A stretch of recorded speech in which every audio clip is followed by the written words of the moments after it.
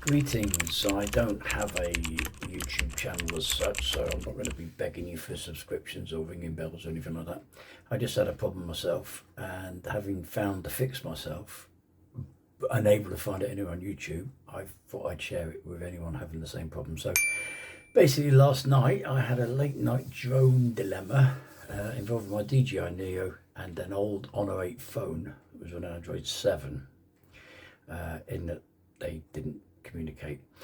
I finally found a fix, obviously, and so let me run you through it. So the drone was initially set up with my modern Samsung phone and with no issues. But after I purchased a controller, I wanted a dedicated monitor for it, and so decided to assign an old unused phone, which was the Honor 8.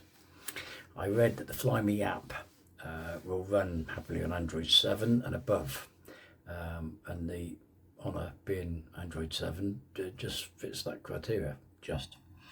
So the first issue is the app is not on the Play Store. The Fly Me app is not on the Play Store. That's solved quite simply by going to the DJI website and downloading it. The next issues, of course, is permissions, etc., for trying to run a program loaded from somewhere other than the Play Store. Once all that was sorted, the app loaded, it opened, and it ran. But then the issue, it wouldn't find the aircraft. So you hit the Neo button on the thing and it starts to search, but it doesn't find the aircraft. I tried a lot of things, which included looking for the drone's output on my phone's Wi-Fi, and it just wasn't there on the list of Wi-Fi names, but it's on the one on the Samsung, strange enough. When I tried plugging it to the controller, it connected straight away, but the settings that I wanted to treat wouldn't come up because it was on the controller, not on the phone. As soon as I unplugged the controller, it wouldn't connect again. And then the error message that I repeatedly got was this one.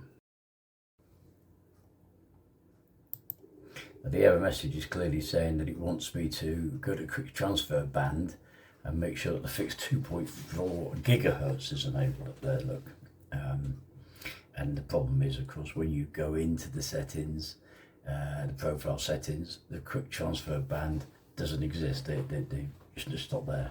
Now, if I go in on the connection guide, as you can see, and I go in and I connect or try to connect, I just spin and spin and spin like this, and eventually I'll end up with this error again. When you go into the settings, the actual line quick transfer band isn't there. That is the issue. So if I show you, for example, this is on my Samsung phone, an Android 14. If I go into here and I go into the settings, you'll see that down the settings there is in fact the quick transfer band, and when you click on it, it comes up there saying you can set it as 2.4, which it wants me to do with the other phone. Unfortunately, that line isn't there on the other phone. So what is the fix? Well, I found if you connect it to the controller, which will load straight away, just up there where the arrow is, the 3 lines or 3 dots.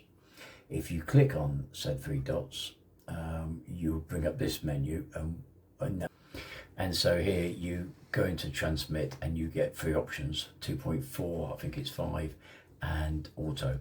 Hit 2.4, set that. Going back into the software again, but this time disconnected from the controller, so it's just as the phone, the original problem. And this time it will connect, so there it is actually connecting.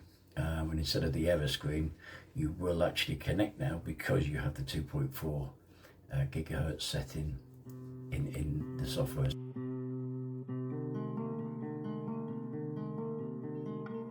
So if I now go back into the settings on the drone, remember this isn't connected to the controller, and you scroll down, you will now find that the 2.4 megahertz option is checked, and that will solve your problem. Your drone will now connect with the controller and without the controller using the old Android